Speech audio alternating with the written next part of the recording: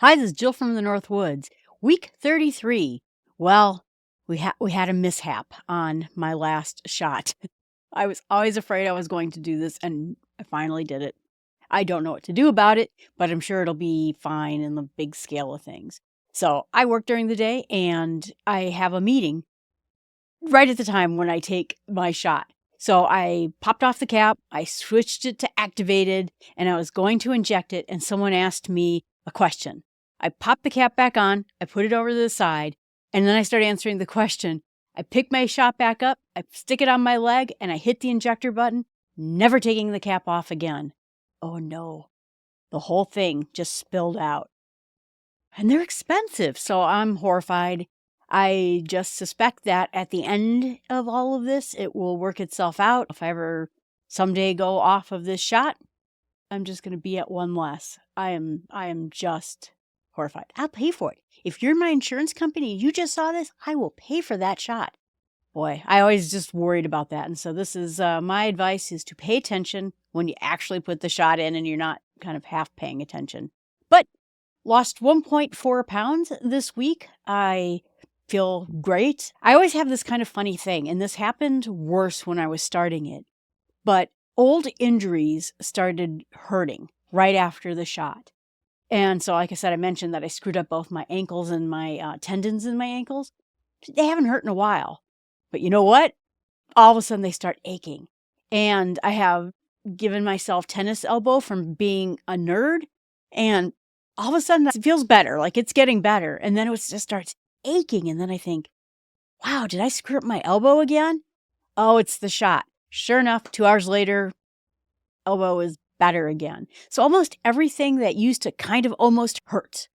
And I was reading today that they list that as a common side effect, that it makes something more sensitive. And some people commented that it makes them feel pain on something that should not feel pain, like putting on a shirt or brushing your arm against something. For me, they're all old injuries. So there you have it. And there was another big study this week with, I think, Ozempic particularly, that some people were going blind with it. And they were trying to assess what it is that caused it. And they are finally getting some ideas about it. And essentially what it is that obviously diabetes affects your eyesight, and it does so by creating many blood vessels in the back of your eye. That sugar high, I said before, your body is like, oh, give me sugar. Why don't I have any sugar? And insulin's like, no, we don't have any sugar. So let's keep getting you to eat more. Let's keep pumping it out. Let's pack it in on all your organs. And so blood vessels create in order to give also areas that are so surrounded in fat. Some of those fat cells, and because their fat cells are living things, will say, hey, I need some blood. I need some oxygen. And so it builds more materials around in your system to get blood to a larger body. And in this particular case, the one thing that they were talking about with the eyesight is that in diabetics, it can create more eyesight veins going on. I asked my doctor if I had more eyesight veins, and he said, not yet. But what happens is your blood sugar drops so quickly with Mounjaro, with Ozempic in this particular case, that's what they're starting to feel. And I don't know what it means. Like I said, they're just getting their sea legs under them about what this means, but just to be warned that you should talk to your doctor by doing this. I think this drug is revolutionary. I think it is going to solve so many problems. I think it's going to cure addiction problems, not just help people lose weight, not just fix their metabolism, not just fix their diabetes and all the things that go with it, the cholesterol, the high blood pressure, the amount of fat sitting in between your organs and things like that. But I think we're going to find out it's going to do a lot of things. But obviously, we don't know everything, and no medical drug is free of anything. So anytime you tinker with the body, particularly when I'm different from you and they're different from that other person, we're all different. And so it all has a little bit different effects on all of us. So just a bit of warning that you should talk to your doctor. I don't know if it's someone who's already seeing some kind of a problem with their eyesight, and then the lack of sugar then makes it worse. I don't know. So we'll, like I said, find out more. I spilled my shot. I gave myself another shot. And like I said, good week, 1.4 pounds. The sizes are still continuing to go down. I noticed that, the sweatpants I bought, I don't know, it was about 3 months ago, 4 months ago. I had to get new sweatpants because the other ones were just completely falling off of me. I was on the verge of having some kind of an unfortunate situation. And so I bought new sweatpants and I looked at them and I said, why are these sweatpants so big? Did I grab an old pair of sweatpants? Looked at the size, nope, which is good news. I feel good and I'm starting to increase my exercise. One thing I started to do this last week is I got myself a standing desk because I work from home now. And I had from my office, because I also had a standing desk at my office when I worked in one, it was called like a rocker board. It is just, it has a bubble on the bottom of it, and then it's a flat board with a kind of a nice standing material on it.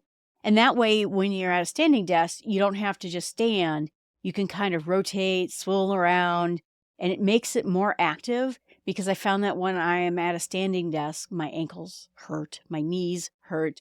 I shift position all the time, and this helped relieve it quite a bit. So you can find them. They're just standing desk boards, rocker boards, something like that. I got myself an exercise bike desk. Now, this is not the kind of thing, although I think you probably could, where I'm going to do cardio in this. I'm not doing this to do a spinning class. I am doing this to just get my legs moving. The legs are the biggest muscles in the entire body. And if you can just get them moving a little bit, that helps quite a bit. I sit so much at work. I'm a software nerd. I sit so much. So my goal now with the standing desk, the rocker board, the exercise bike desk, because now what I can do is I can raise up the standing desk, slide the exercise bike under it as if it were a chair, and just pedal. I'm in meetings. I don't want to look like I'm going like this all the time when I'm in a meeting. It's just a way of slowly getting the legs to move. The one I got was made from FlexiSpot. I'm going to be doing a review of it coming up for the NosillaCast podcast. And I will share the links with you when I do that review. But the idea is, like I said, I'm not trying to get cardio out of it. I looked at my watch. It was sort of sitting around 87 when normally my pulse is somewhere around 67, just to get my legs moving, maybe an hour a day. So my goal right now is for an hour a day to ride the bike, 2 hours a day to stand, and then I can sit the rest of the time. I'm going to try to increase that slowly. But good, everything's going great other than my poor shot that I spilled out everywhere. And so today I want to help you out with coming up with ideas about low-cost exercise. It can get expensive. I was just looking to see, so the gym that I used to go to way back in the day, which is how I met my trainer, and I used to work out with her there because they gave us a certain amount of hours to work out with the trainer, went up. I think I was paying $25 a month way back in the day. Now it's $70 a month. I live in the Midwest where things are not that expensive. It is already expensive. So how do we lose weight or how do we exercise if we just don't have the money for it? Now, in my opinion, that hiring a trainer, at least maybe a couple of sessions worth, is the best money you can spend. They will give you a plan. You tell them what you have. And I'm sure they're probably going to try to talk you into buying more sessions. But if you can't afford more sessions, you just say no. But 2 sessions where they come up with a plan for you, figure out what it is you want to do, and then maybe once a year you go back to them would be invaluable. But I do know it is very expensive. There are people like my trainer who will do that remotely over some kind of video meeting. I used FaceTime with my trainer during the pandemic. And that worked out great. So I wanted to give you ideas of what you could do in order to get through exercise on the low-cost way.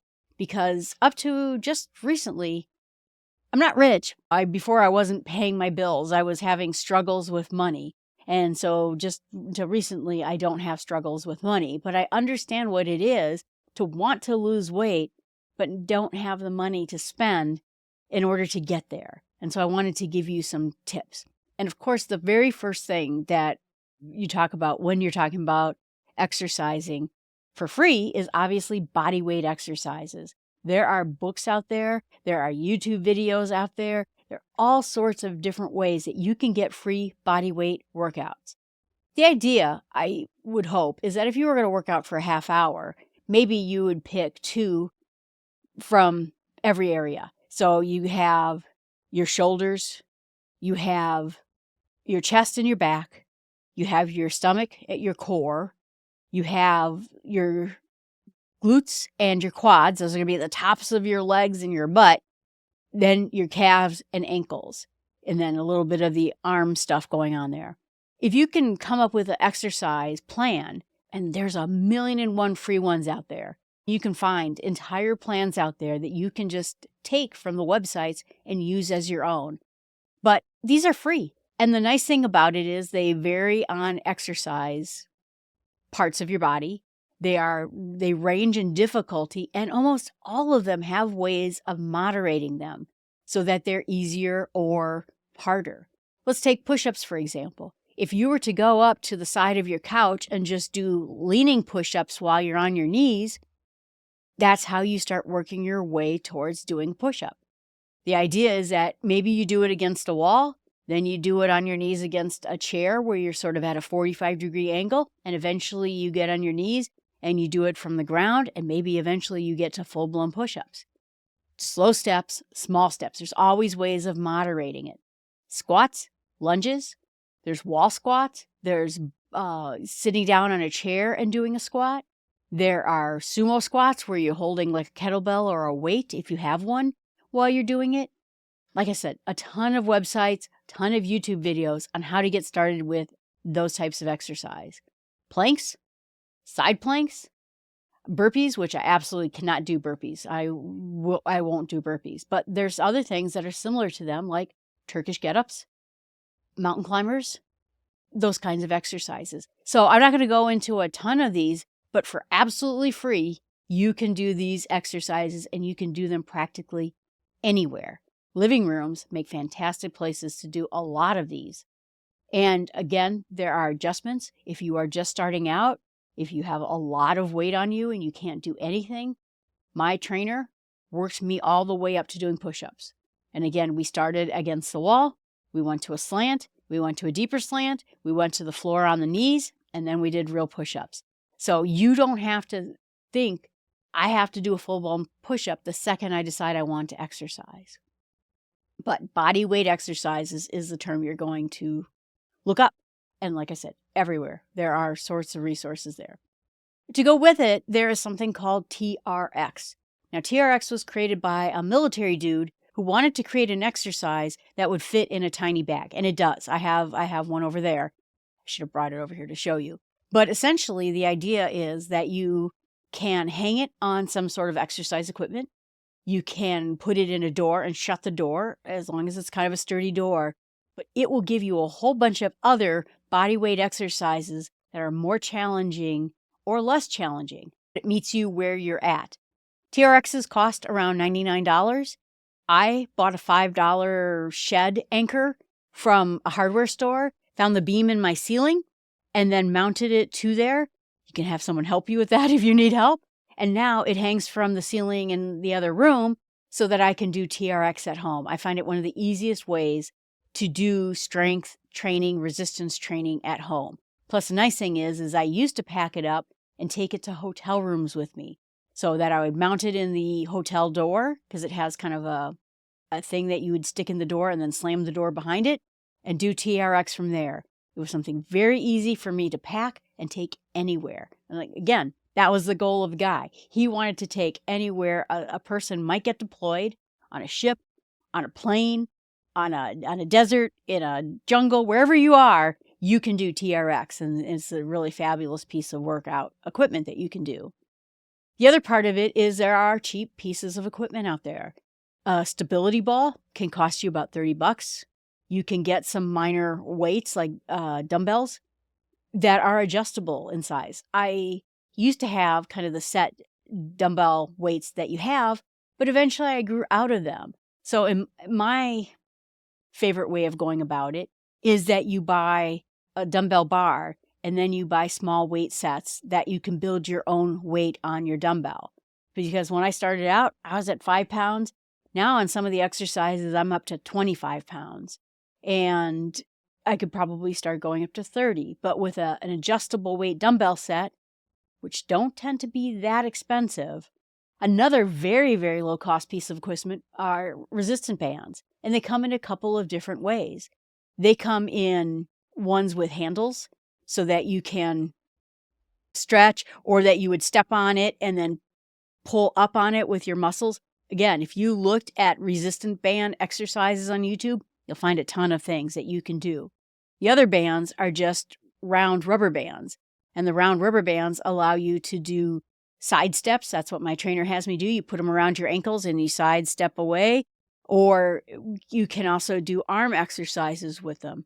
The nice thing about the resistance bands, and there's all sorts of kits that are very low cost, is that they're also very easy to pack. So if you travel, or if you can't do it in the living room because your husband's there and he's trying to watch the football game, you can take them all upstairs very easily and go work on them anywhere, outside, on the deck, in your backyard, on the patio, whatever it is you have, you're able to work on these very, very easily.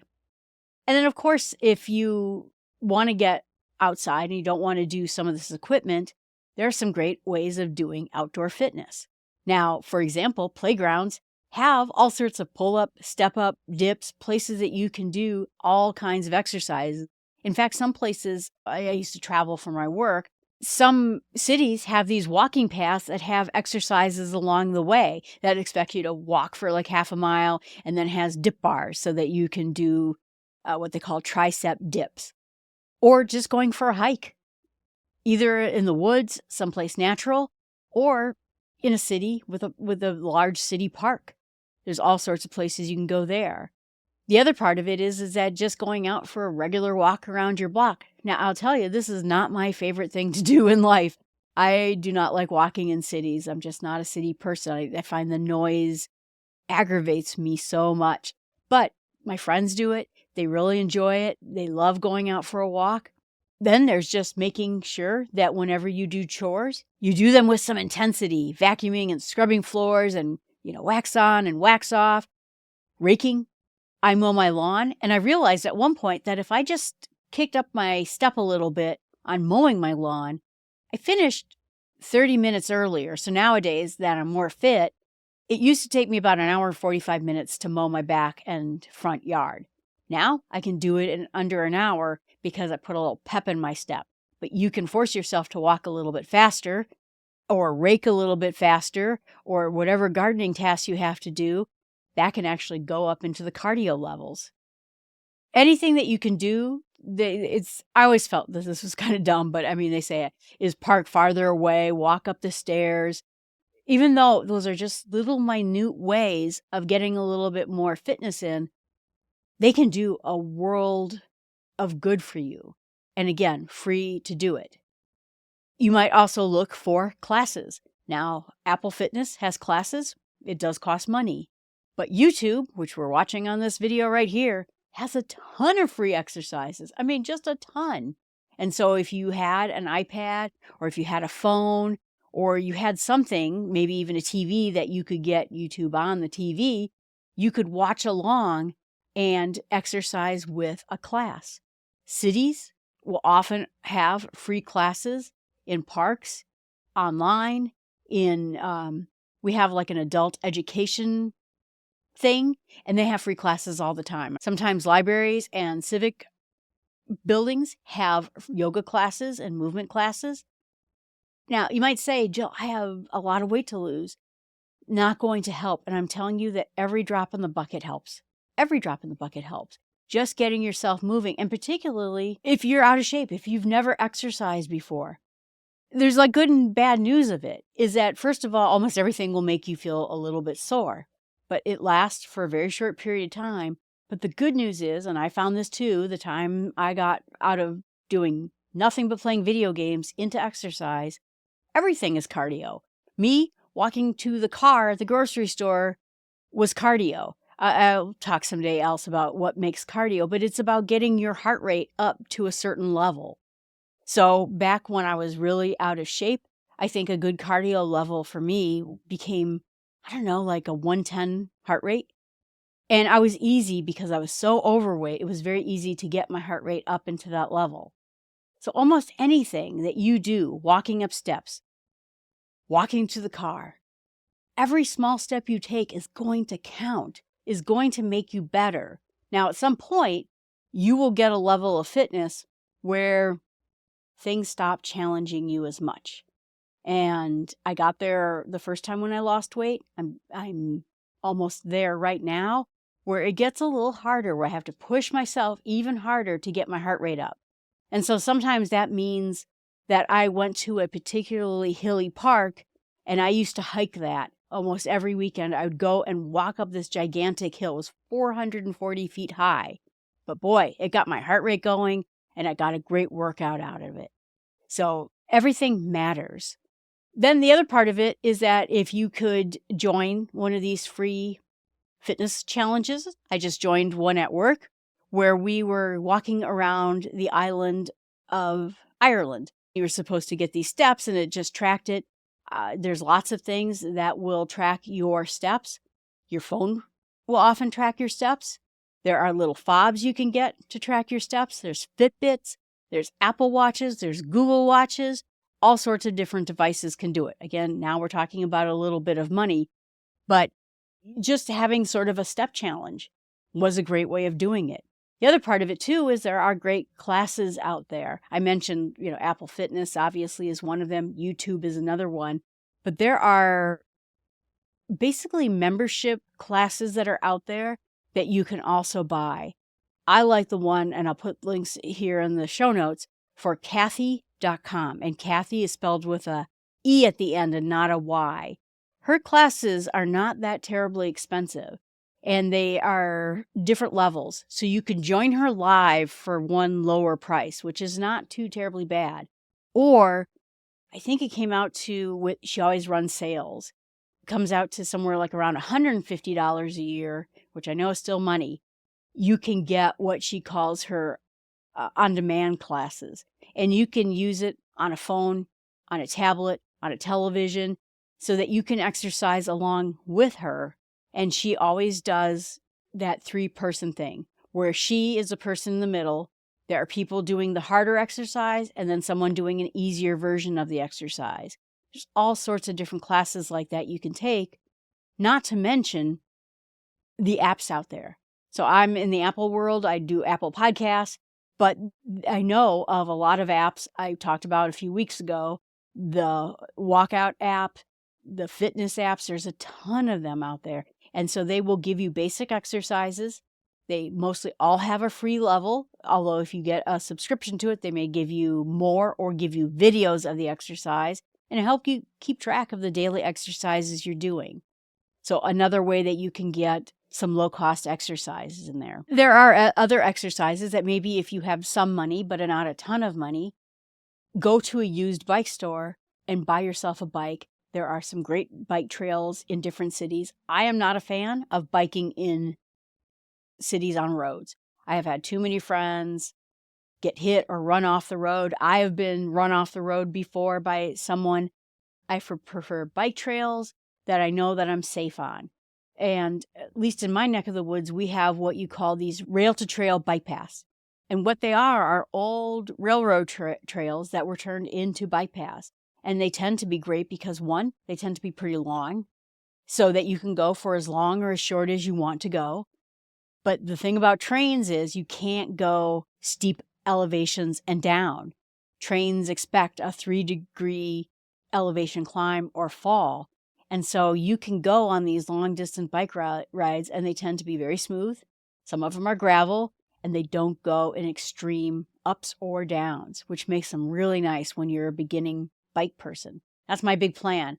I can't wait to get back on the bike because I think, honestly, I did not fit on my bike very well, and I think in the future I'm going to fit a lot better. But let's say that you want to not do those kinds of things. There's all sorts of fun things that you could do at home too. Think about dancing. I had a friend at a coworker at my last job. She just liked to dance. So she would turn on music, some video. on YouTube maybe, and then she would just dance along with it. Dancing can be great cardio. Shadow boxing, that can also be great cardio. I mean, it's even, there are low-level types of cardios that you can do, which is just involving putting your knee up and clapping your hands on them. You can get a pretty decent exercise with just some basic moves in there. Or step-ups, which means you're going to use stairs or a bench or a box that is a stair height and just keep going up and down and up and down. Great cardio. I remember back in the day, there used to be step cardio exercise videos out there, and they were actually one of the ways when I was the most out of shape. They got me into the shape the fastest for free because, again, I just had a step that I bought. You can buy them at used sporting goods stores or places like Goodwill. People give up fitness equipment all the time, and it's just a simple step, and you can adjust the height of the step, and you go up and down and off to the side, and it usually has like a dance thing involved with it.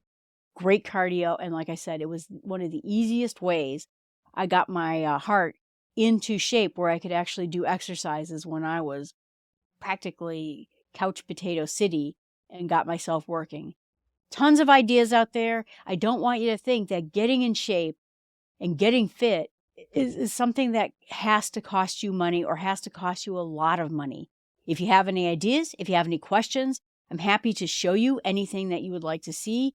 If you would like to know more about low-cost fitness equipment, I can help answer any questions that you have. But like I said, also if you have a gym, if you have access to a trainer, one thing to say about the trainers is that they are either inside of a gym or sometimes they're in their own private thing.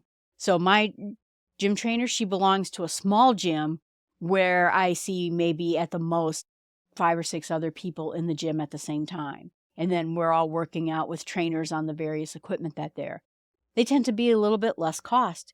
Sometimes these trainers will have classes that you can sign up on Meetup or some other services where they're just meeting up in a park. But if you can get someone to just give you a workout plan, I think, again, that is the best thing that you can do to get started.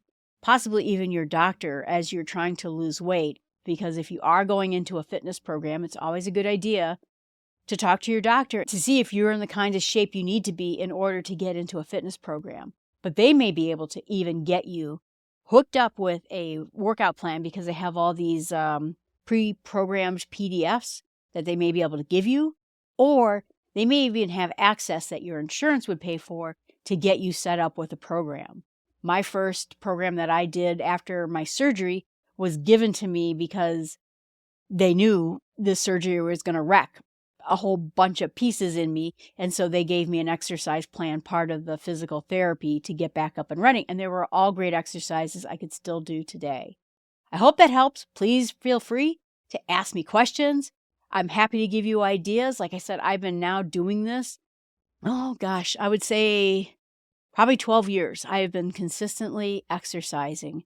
And now it's paying off because of Mounjaro and the weight loss. And so I think that, man, when I get to the final weight of this, I bet you I got some muscles in under here. So I'm pretty excited to find out. Thanks so much. I appreciate you listening. Please remember that you can always email me at jill@startwithsmallsteps.com. You can comment in the channel itself. I always answer them.